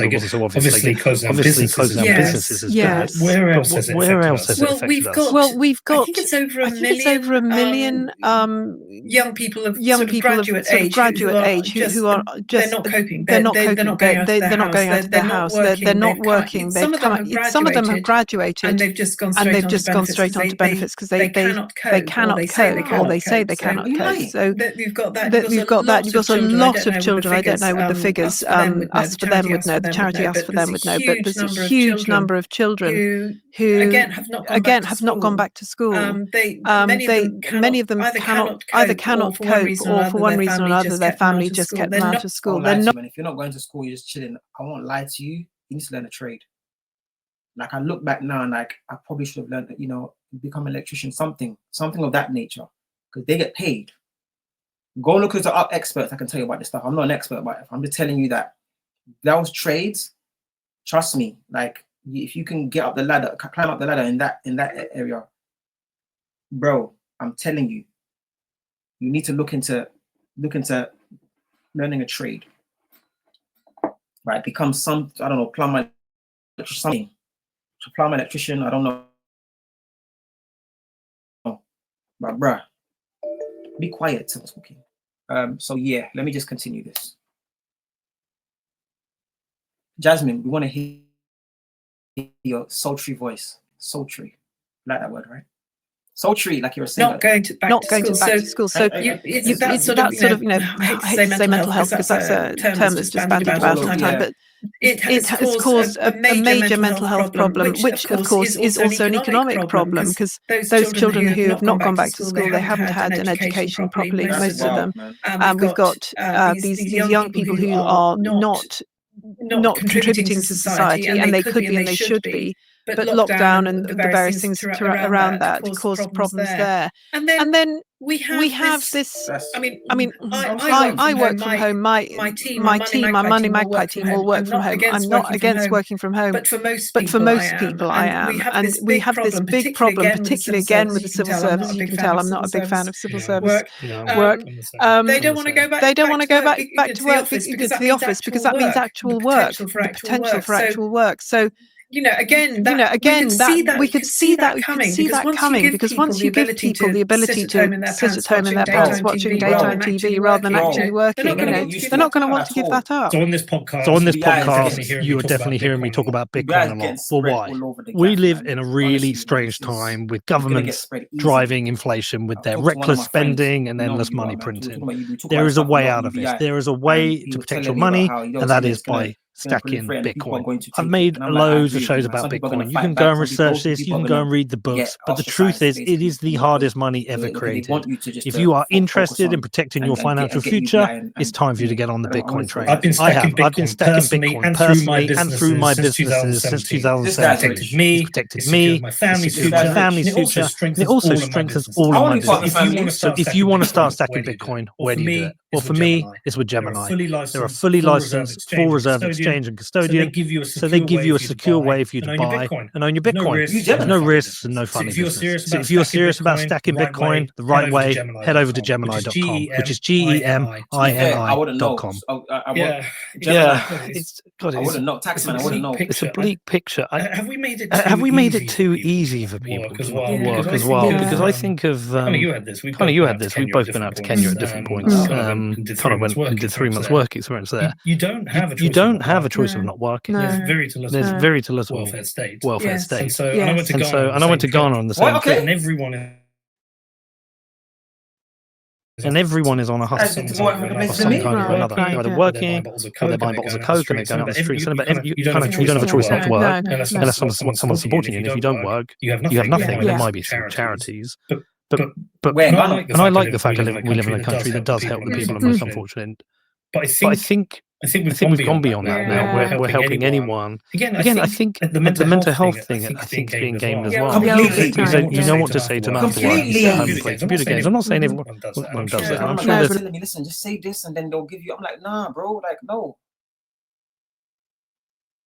Like, people just want to bro, man. It's just game in the system. Again, I don't blame people for doing it, because you have to survive. But it's just it's showing, unfortunately, it's showing character flaws.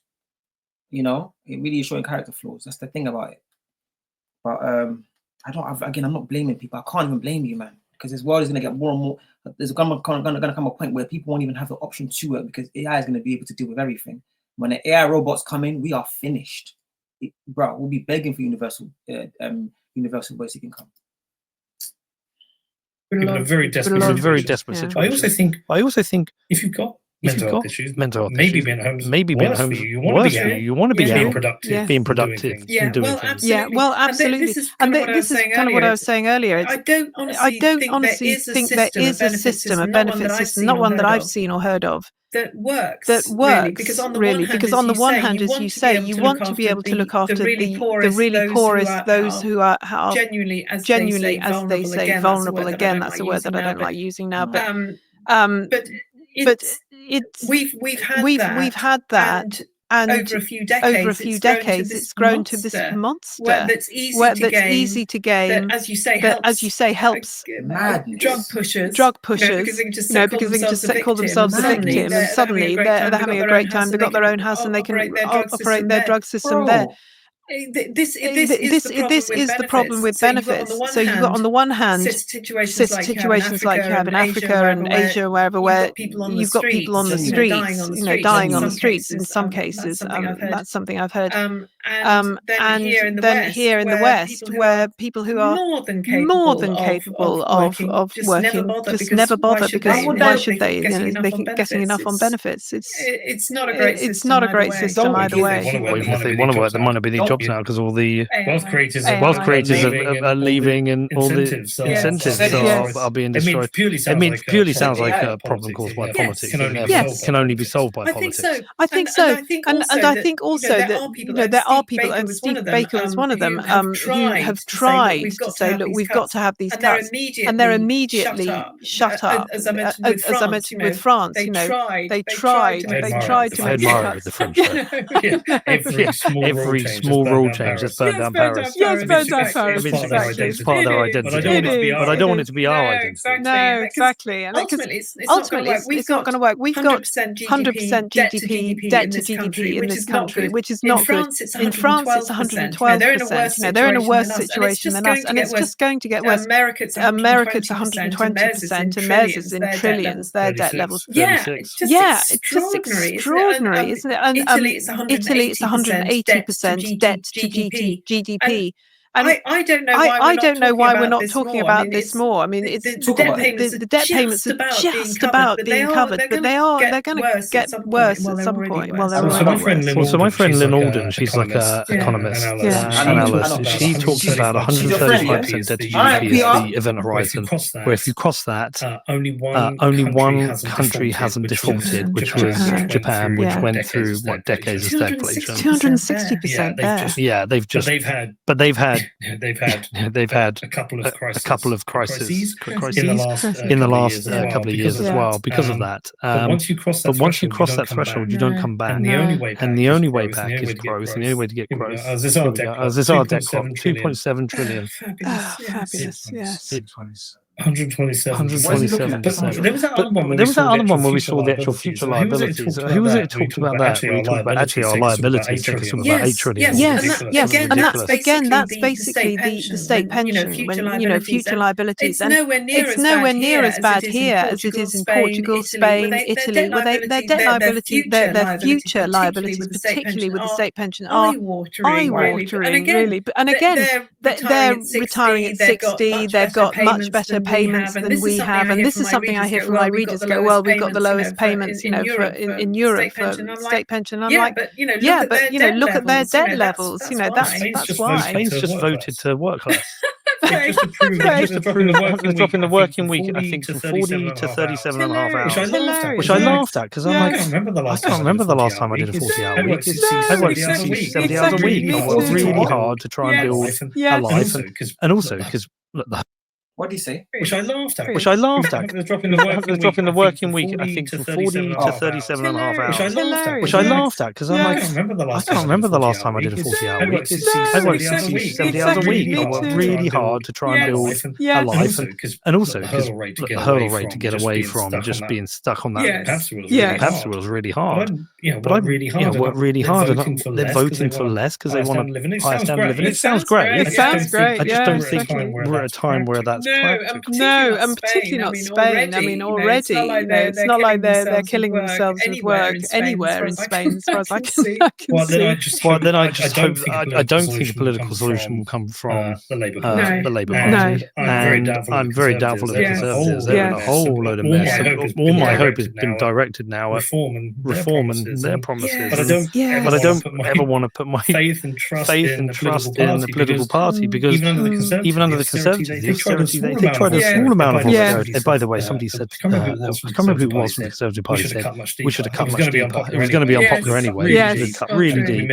We missed our chance there. But reform will come out with policies over the next year or so, ready for an election in 4 years, and I'm hoping for some quite drastic cuts. Well, yes, you can carry on hoping. I mean, the problem is, as we've been saying, when you try and cut and you say you're going to cut, nobody votes for you. And it's like turkeys voting for Christmas, really. But they did in Argentina. Finally, Malay got through. Yes. It may need to get. This is what I'm saying about,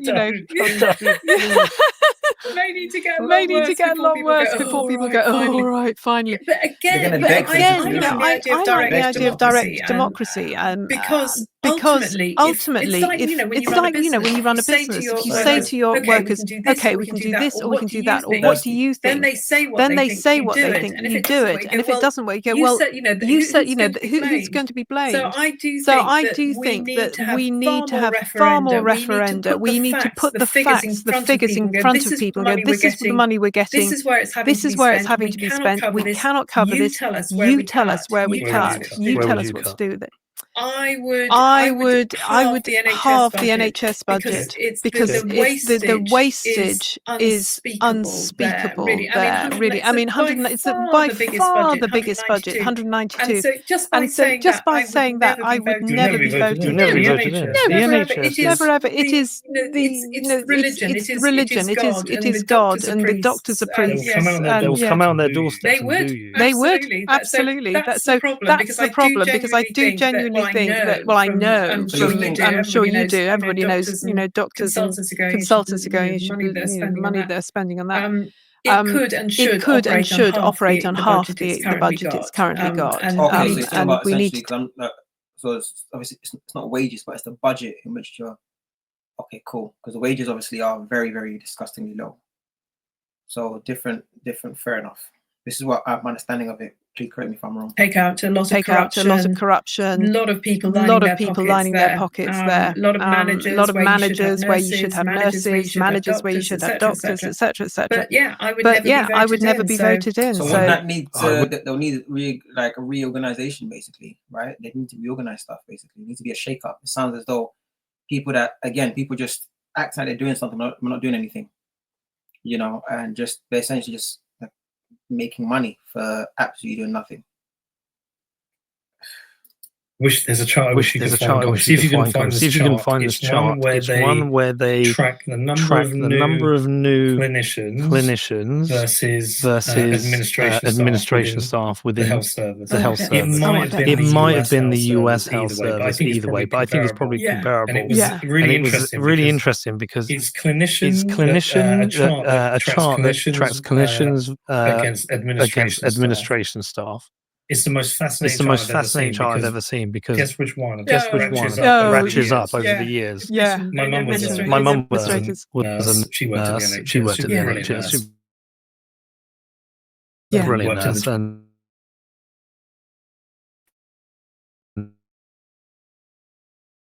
worked in the children's ward. And she over a period just became unworkable. Exactly. This is what I hear from mostly nurses. And they talk about the nurses who were on the wards become administrators and just sit in their office all day, pushing paper around. Whereas the actual nurses are running around like headless chickens trying to get everything sorted. They need more nurses, far fewer administrators, and that's.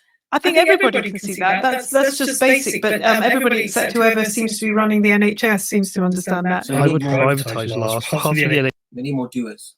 I know they'll come at me with pitfalls. Yes. But the profit incentive is very important to drive efficiency. And I'm not saying, I'm not an expert on this. I'm not saying we should be offloading the NHS to other rich people to manage to line their pockets like we have with because I think we did a bad job with water companies. Yes, there are large parts that could be privatised to make it more efficient. There's other stupid things we do. My dad lives in Ireland. There's a doctor's appointment. Every doctor's appointment is £50. Oh, fair enough.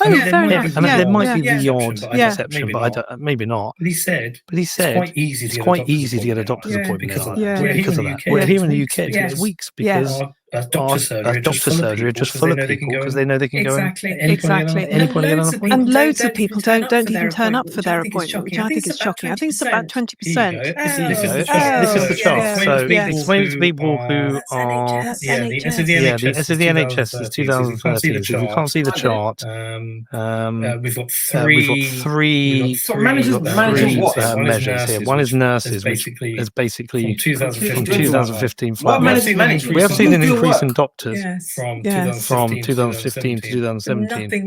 Nothing like on managers. Unbelievable. Managers accelerating. What a waste. Absolutely. I would slash and burn through the management level. Absolutely. And again, I would have the pitchfork thrown at me. So how can you cut this? And they're beginning, look, they're managers. They're doing nothing. They're wasting. Isn't there some kind of limit on the number of doctors I think we set a limit on the number of doctors we train each year. I believe so.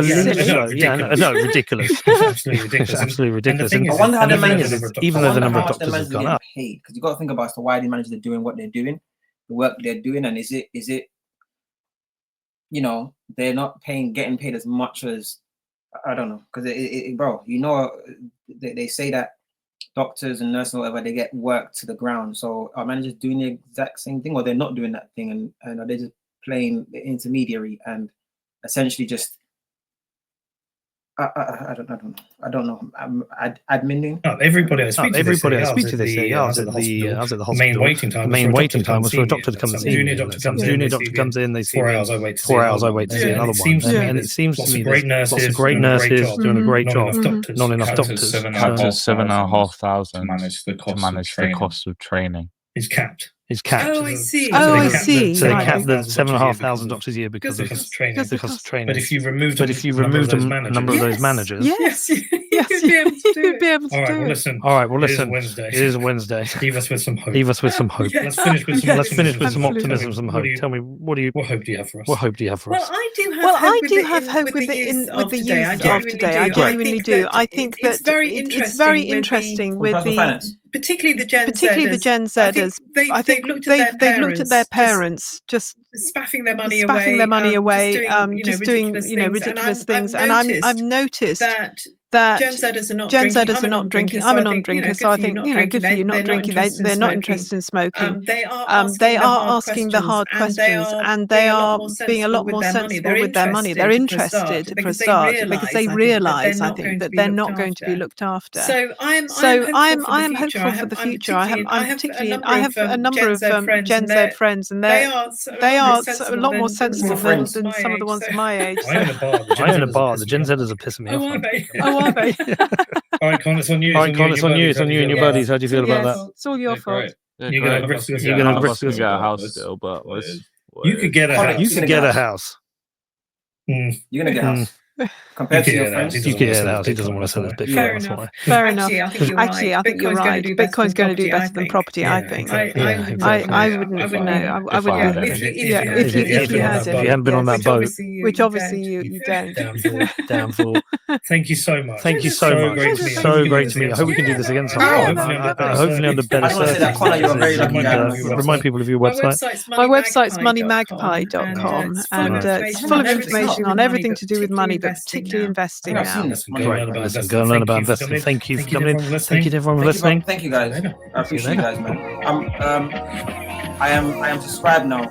I don't. What's the sign? What's that head? The skull for? What is that? Just please, okay. Anyway, let's stop there. No. Mary. Don't talk. Like, in fact, you can just talk on the back. I don't care. I don't care. Guys, thank you for joining me on that one. That was very, very. That was an enjoyable watch for me. I think that was one of the better reaction videos I've done of these. I like long form content. I really do. You know, they get to touch on different topics. I'm someone that when I talk about stuff, I kind of bounce around and I just go into, you know, I go on tangents basically, which is I try to, you know, realign myself and come back to the topic at hand basically. But I like to just do that basically. But these type of long form content is great as opposed to what I watched before, which was just a number of people just complaining about the cost of living. But I've always said I think cost of living is just essentially it's an external that that is something you can't control. It's beyond. It is out of your control, and it's something that you need to see as an impact that it shouldn't really impact you if you've got the basics tied up. You know, if you've got the basics sorted out basically, and that main thing is your personal finance. You need to sort that out. So I'm gonna try to find a lot more videos of this. I'm gonna see if I can find Jasmine Birtles, and I think I've heard of Money. I'm pretty sure I have. If I visit the website, I didn't know it was you, but great job, and amazing advice. So I'll leave this one there, and I shall catch you again. Well, this is just the personal finance series, guys. Don't subscribe. this is not what I'm not an expert. I'm not going to give you any. Oh, one thing I do want to mention, guys, which my guy Peter mentioned, was he had a Revolut account. So yes, guys, with Revolut, let me just show you it right now just to make it it's real. Can you see that at all? Can you see that Revolut card? That's my Revolut card right there. That's kind of been used. Everything crazy. With the Revolut card, guys, this is one that you need to use Revolut because it's how versatile it is. You can access all sorts of asset classes, can be managed here. It lets you build your own kind of you can so you can like do like I believe if it's not a spreadsheet, but something of that nature where it allows you to manage in that instance and incomings and outgoings. It's good for. I don't use it. I like a spreadsheet. I like to use a that normal spreadsheet like Excel, but do that as well. And I'm gonna add my Revolut referral code in the description. I think it's just good for anyone of any age really to open up Revolut because of the features that you can get from it, as well as it just being like a new age bank, something that's not gonna you can use it as you use your traditional banks, and it's not gonna disrupt you. At the same time, it's also giving you the access to, if you want to invest, trade, these type of things there basically. So definitely get like a Revolut card, man. If you have any other, if you've got Starling and all that stuff, there's cool. Starling is cool. It's the other one, Monzo, cool. But start getting into Revolut stuff. There's others I don't mind showing you as well. Others, But what I will say about Revolut as well is that, guys, when you spend using Revolut, yeah, you can get paid back in another asset class. Right now, I'm getting paid back in something because, again, tax man, I'm not into anything. I don't really invest. That's not my thing. But when you spend, you're able to get back like an asset class. I don't know. I think you can program it so you can get back, I believe, crypto basically. So stuff like that. I don't know if you can do that with other stuff like gold. But I really don't know. But I'm doing it with one. I forgot the name of it. I'll check this. I think is it BLZ? I believe BLZ. That was doing well at some point a little bit. Then it fell again. Mr. Taxman, I'm not buying this stuff. You can't be saying that I'm doing it. I'm not buying it. They're giving it to me, and I'm not selling it. I'm just. It's just what I get. But any change that I have, any spare change is what they call it in Revolut that I have, they essentially convert it into that BLZ coin. So if I become a millionaire off of the BLZ, don't come for me because I'm not really selling. I'm just keeping it there. But I'm just letting people know that you can do that. Right? It's a great way to do. There's other cards, guys, that are, I would say, that specifically crypto. I'll be honest with you, that pay you back in that in other asset classes as well, which will be crypto. So you would touch your use your card to pay, because I don't debit card is something I don't really use, but if I can get in an asset class which is one that appreciates, guys, I make sure that I do, and I'm happy to open again because I'm not actually just not buying stuff. This is you're essentially getting rewarded for these things basically. So I'll this is another one that I would eventually I can't even show you this right now. I guess I can basically. I won't say what it is basically, but just to let you know. Wait, hold on. Yeah. As you can see, I don't use debit. I was telling you about what do you call it? I was telling you about credit cards. I don't like to use debit cards, but I'll use it if they're giving me back, if I'm being reimbursed back. Well, not reimbursed, but if I'm being rewarded in within an asset that is appreciating. And with that one there, guys, I get I do again, Mr. Taxman. This is me just spending using the GBP, our normal fiat currency, and they're giving me stuff back, guys. I'm not buying it. It's just there, so you can't really do anything to me. I'm not selling it. It's just there. But I'm just letting people know the ways in which you can get improve your personal finance, right? While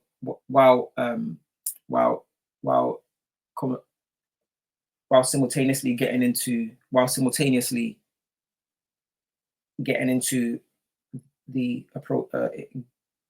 whole investing area. So you can kill two birds with one stone. That's the idea there. So if you're not used to this, get used to it like that. Young people that are just there sitting on your ass, not doing anything because you're just going straight into the business, into the benefit thing. I hope you're I hope you're being included on. You're not just getting benefits and just wasting it. Please, if you're getting free money, this is free money. Please be wise. There's people that you need to start looking into that's going to let you know where you could, because if you're getting free money, you might as well, you need to use that to your advantage. You know what I mean? If I was me with your brain, if I was me with my brain, but then your youth, bruh, like, I wish. So I'm telling you, if you can now look into it, this is a great video to watch. Mr. McCormack here, that's doing, his thing. His son is probably maybe around you guys' age, maybe a bit older, maybe a bit younger, I don't know. All you Gen Zs that are just coming out of university that are just doing nothing, there's your chance, man. I'm telling you, don't miss it. Don't just be taking benefits and not doing anything with it and just sitting around. Make sure that you are getting clued up on your personal finance, because it's a subject that has various layers that can really sort you out by the time before 40. You guys, I'm telling you, guys will be retired, even on benefits. I'm telling you, you won't have to work. Just keep using benefits. Stay at home. Invest your money, make your money work for you, right? Using the right vehicles, and trust me, you'll be retired before 40. You'll be crazy. You'll be like, what the hell? How did I get here? I'm going to sign out because this is a long video, but thank you for tuning in, guys. We'll shoot on to the next one. Don't subscribe to me because it's not. Don't. This is not what I'm. This is not what I'm doing. I'm not an expert in this. This is just stuff that I just want to just give to you. You see what I do on my channel. That's what. If you want to subscribe because of that, cool. I'm not like expert. This is not my field. I can't teach you anything. I'm just reporting. Signing out. Oh gosh.